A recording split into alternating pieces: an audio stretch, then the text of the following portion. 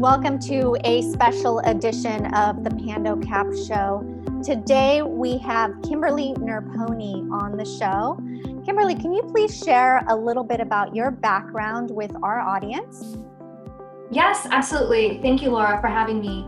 So I've been working in human capital for over 15 years. I spent the first 12 to 13 years of my human capital professional life at Bain Company, a management consulting firm. And in the last 5 years, I've been working in the investment banking industry as head of talent management and currently as a VP of people operations. And so I've worked across all areas of the employee lifecycle, from recruiting, onboarding, professional development, offboarding, alumni relations, the whole employee experience. As we have seen this year, employment numbers have fluctuated based on the pandemic starts and stop of the reopening.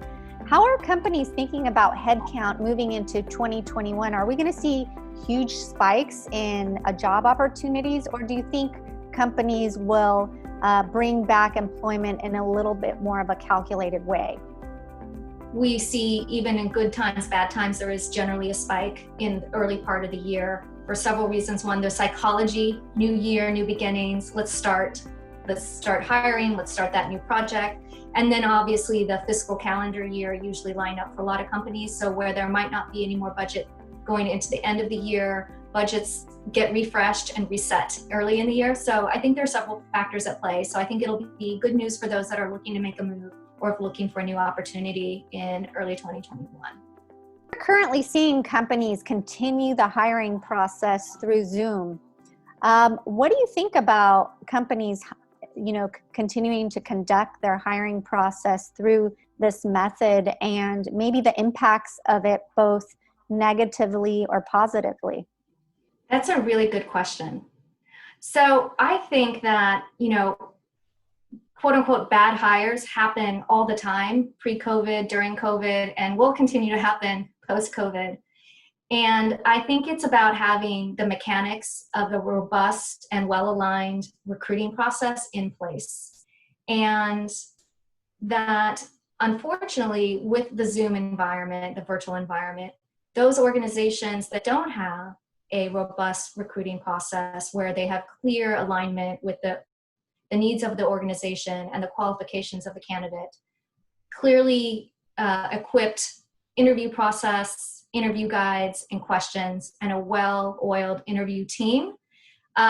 Those organizations that don't have that, this environment will just amplify a bad recruiting process and create even more bad hires. So I guess what I would say is that those organizations that were well-oiled machines, had a good culture, had a good, strong recruiting practice, can be resilient and can weather the storm of the pandemic better than those that don't. That was great insight, Kimberly. So now moving more into the candidate's perspective on interviewing. Now, since companies are taking longer to onboard just because of the uncertain times that we have, how do you stay top of mind or connected to the organization through the interview process? Or what are some tips that you would give a candidate in these circumstances? If you're interviewing now or later or any time in your career, I think the number one advice I would give any candidate is do your homework, be as prepared as possible. That's a differentiator that could make you stand out as a candidate. And showing genuine enthusiasm, there's no better way to show that than showing that you've done your diligence and you've learned a lot about not just the organization, but the industry. That's one way to stay top of mind. If you're at the end of the process now and they're going to make a decision and unfortunately you're not selected, what do you think about companies and the feedback around why you're not selected and why more companies don't give you feedback? That's a really good question. I believe in giving candidates feedback, especially candidates that are very late in the process where it's down to one or two other options and that person didn't get selected. it is a long process. We're asking a lot of candidates to give up a lot of their time and energy. We ask them to come to the interviews excited, engaged, and think of themselves as working there someday. And then all of a sudden, it's over and there's no explanation.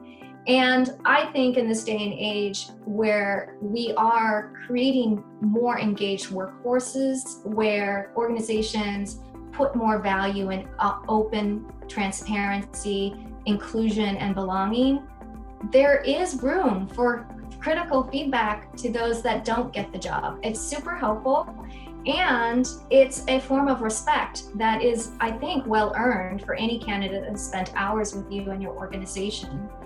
Thank you, Kimberly. Thank you for sharing your expertise with our audience in such an important time that, everybody is going through many changes and transitions. It's great to get your feedback and your guidance.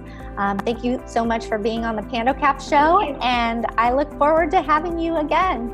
Thank you so much, Laura.